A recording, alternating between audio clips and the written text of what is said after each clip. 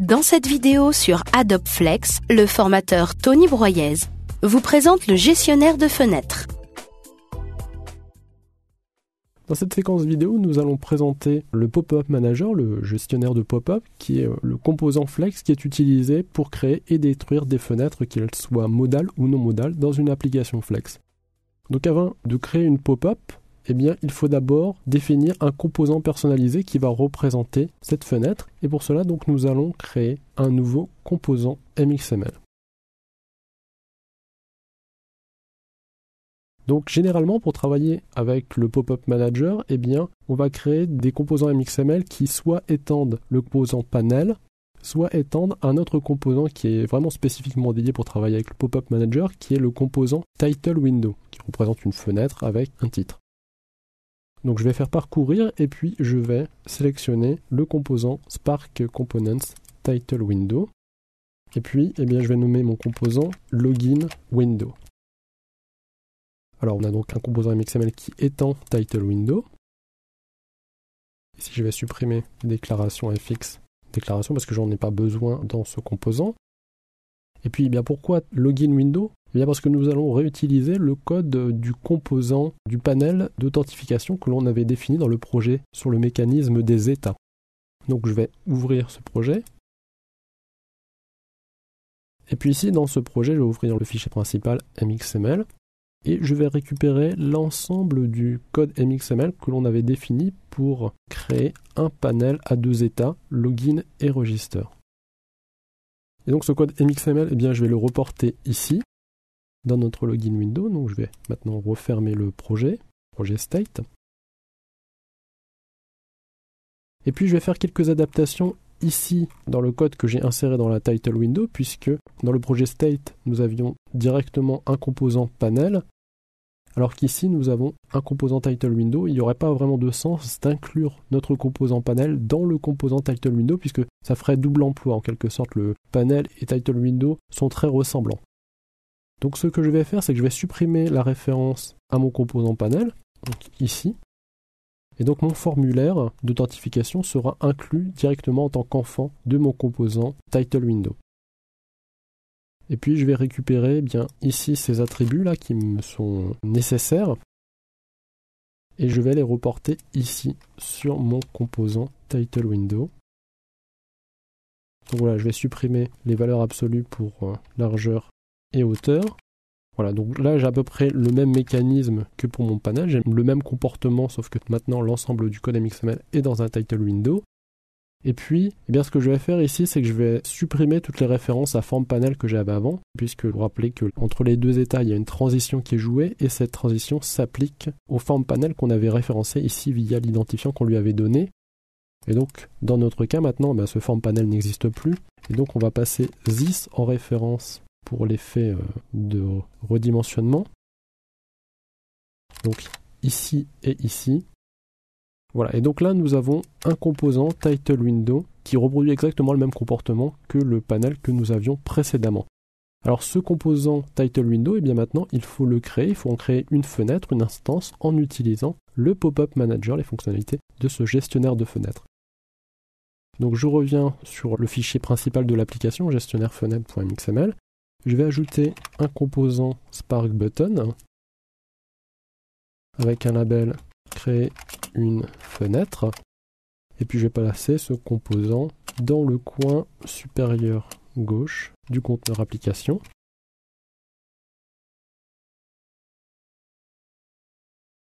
Et donc lorsque je clique sur ce bouton,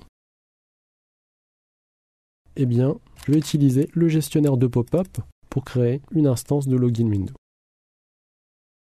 Donc je me place dans la fonction écouteur associée. Je clique sur le bouton.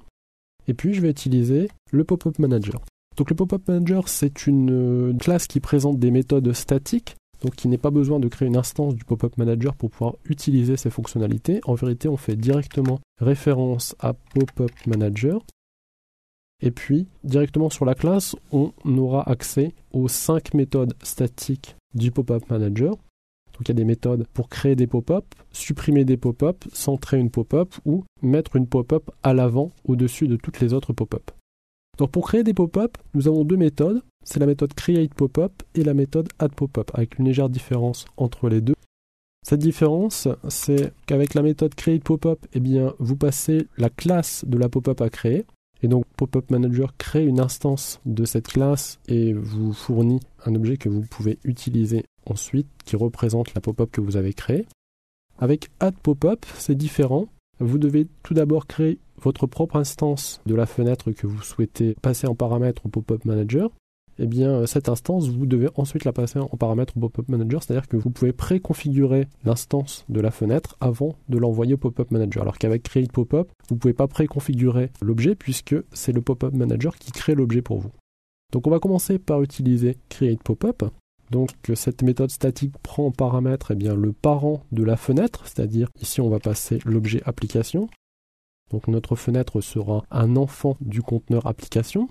Pour le nom de la classe de la fenêtre, il s'agit de login window et les autres paramètres étant facultatifs ou alors ayant des valeurs par défaut, comme pour le paramètre modal ici, nous pouvons fermer la parenthèse.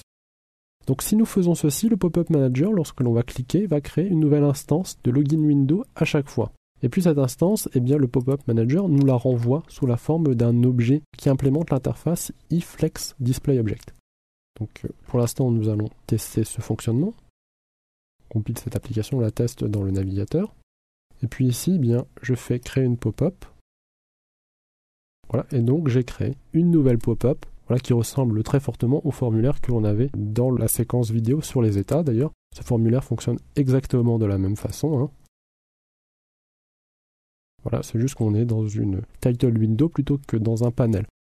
Alors vous voyez qu'on a une petite croix ici avec un comportement qui n'est pas implémenté par défaut. On s'attend à ce que cela ferme la fenêtre, ce n'est pas implémenté par défaut. Par contre, lorsque l'on clique sur la croix, le composant diffuse un événement de type close event et donc on peut écouter cet événement pour demander éventuellement au Pop-up Manager de supprimer la fenêtre. Donc c'est ce que l'on va faire. Et pour cela, nous allons devoir conserver une référence à la pop-up qui est créée par le Pop-up Manager. Donc pour cela, je vais déclarer une nouvelle propriété ici dans mon fichier gestionnaire-fenêtre.mxml.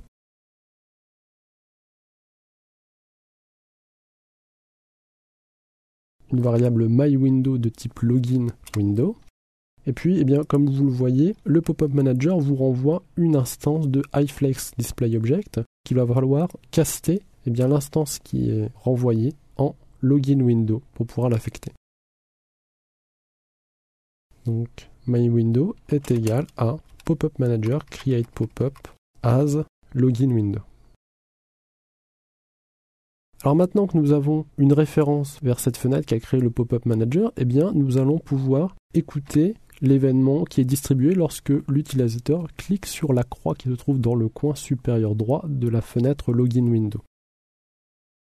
Donc pour cela, on va écouter via addEventListener l'événement closeEvent.close qui est distribué dans ce cas-là. Et puis, nous allons y associer notre propre fonction écouteur onCloseWindow. Donc je définis cette fonction écouteur onCloseWindow qui reçoit en paramètre un événement de type closeEvent.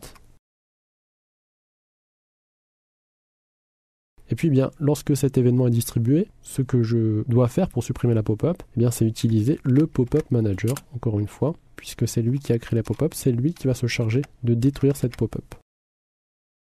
Donc ici, je passe en référence ma fenêtre, dont j'ai obtenu une instance via la méthode createPopUp du Pop-up Manager. Alors bien sûr, je vais être un peu plus propre, je vais ici affecter la valeur nulle à la référence, afin de bien libérer les ressources. Donc, je teste dans le navigateur. Voilà, donc je crée une pop-up. Et puis lorsque je clique sur la petite croix, je demande au Pop-up Manager de supprimer la fenêtre. Donc ma fenêtre n'étant pas modale, le bouton reste cliquable après création de cette fenêtre, bien sûr. Donc ce qui me permet de créer plusieurs instances de la fenêtre. Mais attention, une fois que vous avez créé plusieurs instances, vous affectez toutes les instances à la même référence myWindow, ce qui fait que la référence précédente est écrasée et donc je ne peux plus fermer ici mes fenêtres.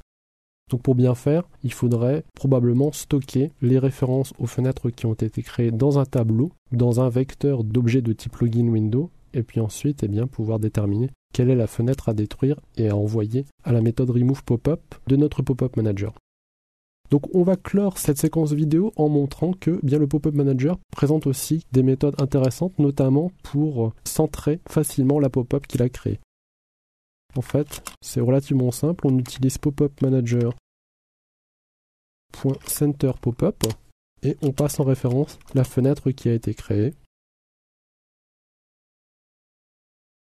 Voilà, et ça a pour conséquence de centrer automatiquement la fenêtre. Donc c'est intéressant parce que cette fenêtre, comme c'est un composant flex, son point d'alignement étant en haut à gauche, si on devait centrer nous-mêmes la fenêtre, il faudrait recourir à une expression dans laquelle on accède à la largeur du conteneur et puis qu'on positionne ensuite la fenêtre par rapport au conteneur, mais en tenant compte de la largeur de la fenêtre. Donc il y aurait plus de calculs à faire, donc en fait ce mécanisme est intéressant. Mécanisme de centrage de la fenêtre en utilisant, là encore, le pop-up manager. Voilà, cette séquence vidéo est terminée.